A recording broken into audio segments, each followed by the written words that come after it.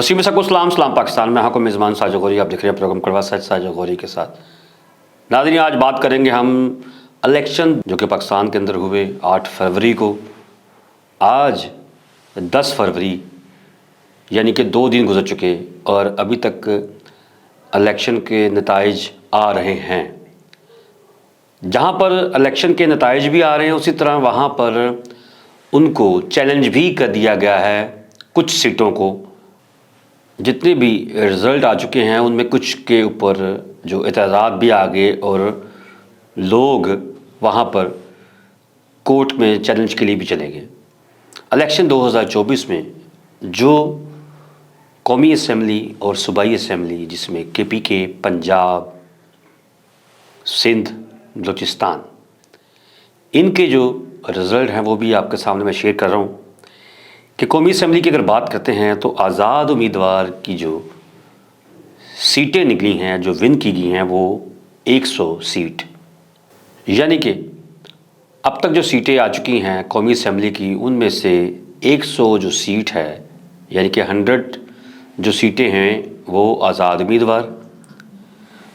नून league की जो सीटें हैं वो हैं 72, पाकिस्तान पीपल्स पार्टी 54, MQM 17 और IPP इस्तेकाम पाकिस्तान की 2 सीटें और बाकी जो जमातें हैं उनकी भी 1-2 सीटें, यानी कि आज़ाद उम्मीदवार जो हैं कौमी असम्बली के अंदर 100 के करीब सीटें ले चुके हैं। अब अगर बात करते हैं हम पंजाब असम्बली की नून लीग ने सीटें जो जीती हैं उनमें से 138 यानी कि 138 सीटें नून लीग जीत चुकी है। उसमें आज़ाद उम्मीदवार जो हैं उन्होंने भी 163 यानी कि 136 सीटें उन्होंने भी जीत ली।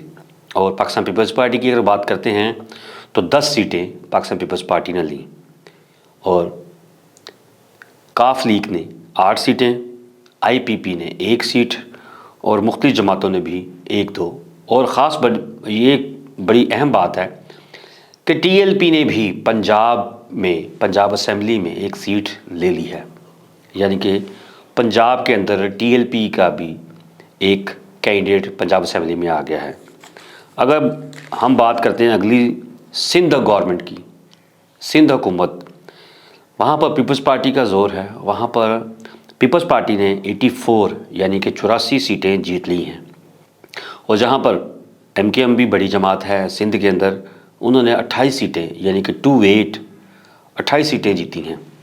आज़ाद उम्मीदवार जो हैं उन्होंने 14 यानी कि 14 सीटें और बाकी जमात इस्लामी की 2 सीटें और बाकी भी मुख्तलिफ जमातों ने सीटें 1-2 ले ली हैं। और दूसरी तरफ हम आते हैं KPK की तरफ।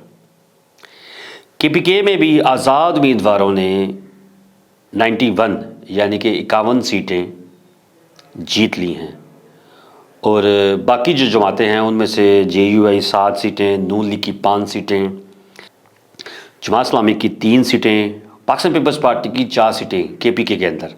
और बलूचिस्तान की अगर बात करते हैं तो पाकिस्तान पीपल्स पार्टी ने वहाँ पर 11 सीटें जो जीत ली हैं, यानी कि बलूचिस्तान में इस वक्त सबसे ज़्यादा सीटें जो हैं पाकिस्तान पीपल्स पार्टी के पास हैं।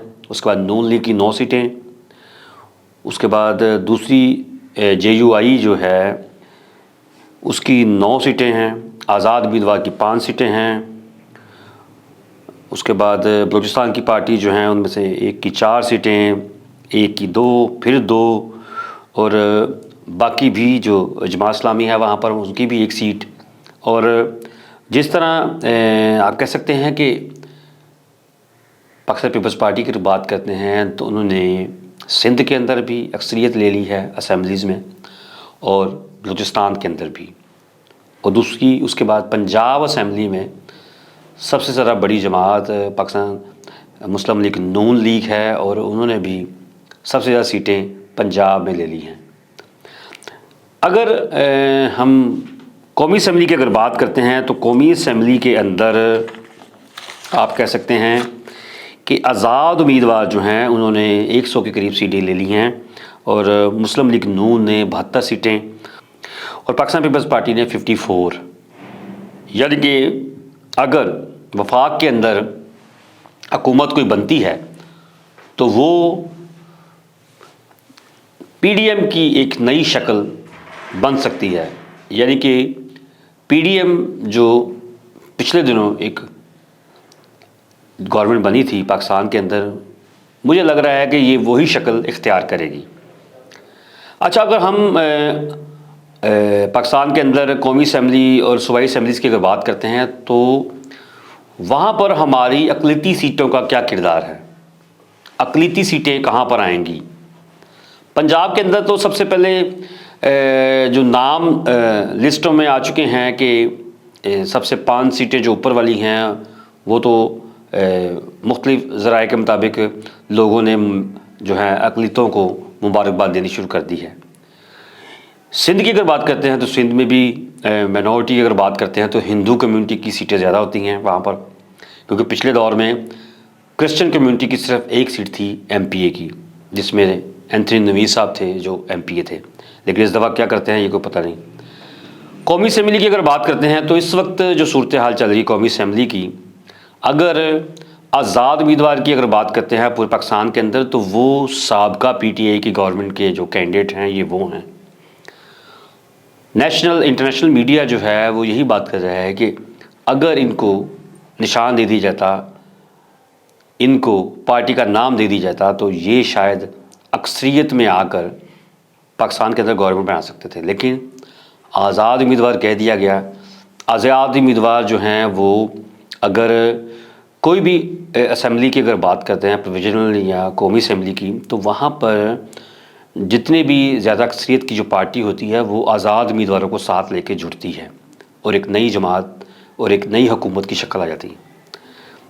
मेरा ख्याल है कि आज़ाद उम्मीदवार जितने भी कौमी असम्बली या सूबाई असम्बलीज़ के अंदर हैं वो अगर जीती हुई ज़्यादा पार्टी के लोगों के साथ अगर मिलते हैं तो फिर एक नई शक्ल इख्तियार कर जाते हैं। तो अगर पाकिस्तान पीपल्स पार्टी की बात करते हैं, नून लीग की अगर बात करते हैं तो मियां मोहम्मद नवाज शरीफ साहब जो हैं मुस्लिम लीग नून के जो कायद हैं, उन्होंने कल ही एक ऐलान कर दिया था कि हम मुख्तलिफ पार्टी के साथ मिलकर हुकूमत बना सकते हैं। यानी कि उन्होंने एक दावत दे दी पाकिस्तान पीपल्स पार्टी को और आज़ाद उम्मीदवार जितने भी हैं।